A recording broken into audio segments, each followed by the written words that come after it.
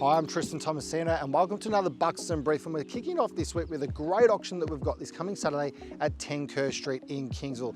An amazing, recently built, brand new home with 5 bedrooms on a great allotment of land. If you're out and about in the search or the hunt for a great family home, this is one to check out. So close to Crookshank Park, which is where we're filming today's video from. Now we're getting straight into clearance rates again this week because there's been a bit of discrepancies over the last several weeks with the results that have been reported. Now, if you look at the 3 major publications that follow up auction results in Melbourne on the weekend, reiv.com.au, the Real Estate Institute of Victoria, domain.com.au and RP Data or CoreLogic, there's been about a 10% change in those results. On the weekend, Domain reported a clearance rate of 71% in Melbourne, RP Data 72%, and the REIV just above 80% at 81%. Now, what we're seeing is that Domain and RP Data reporting those results on Monday, once they've actually followed up a lot of the agents with the unreported results come Saturday afternoon or even Sunday, compared to the Real Estate Institute of Victoria, which follow everyone up and then publish those results at 6 o'clock on a Saturday night.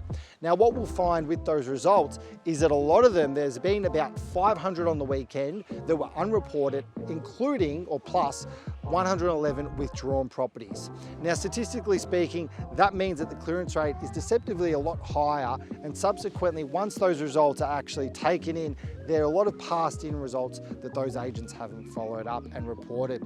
That's why the clearance rates are more realistically over the last several weeks around the low 70s compared to around the mid to high 80% mark. Now, what does this mean for the market? Well, if we look at the block auctions on the weekend, if you're watching reality TV, which is a TV show, you'd think that the market is on fire with properties on that show selling between 295,000 up to 644,000 above the reserve price. This is also in line with the Australian Financial Review article that was just published yesterday, which shows a property in Albert Park selling for $2 million above the reserve price, as well as a home in Toorak that sold for $200,000 above the reserve.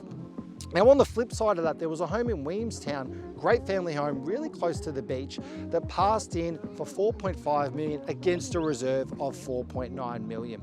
So what we're seeing at the moment is really that the market is changing and chopping every weekend. And we feel like that these huge results above reserve prices are really going to become the exception rather than the norm. Now, what will we see over the next couple of weeks? Well, if you can get your reserve price is always a figure that you're happy to get. And we feel that on auction day with our clients, that's going to be a great outcome as we see more and more buyers that have been actively in the market for a number of months or even over a year secure their family home. And we're not seeing a lot of new buyers coming into the market, especially given we're about 5 to 6 weeks out from Christmas.